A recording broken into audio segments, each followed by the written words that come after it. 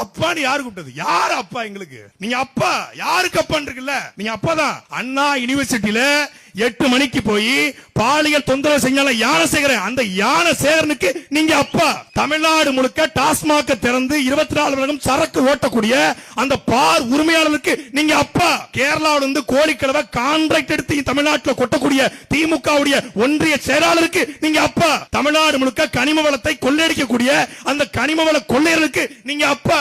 தமிழ்நாடு முழுக்க ஆத்து மணல் அள்ளி விற்கக்கூடிய அந்த ஆத்து மணல் கொள்ளையர்களுக்கு, கரிகாலனுக்கு, ராமச்சந்திரனுக்கு நீங்கள் அப்பா. வேற யாருக்கு அப்பா? 2500 கோடிக்கு ஆஸ்திரேலியாவுக்கும் உலக நாடுகளுக்கும் நாங்கள் கேள்வியே படாத மெத்தப்பட்டமனை கடத்திய ஜாபர் சாதிக்கு நீங்கள் அப்பா. வேற யாருக்கு அப்பா?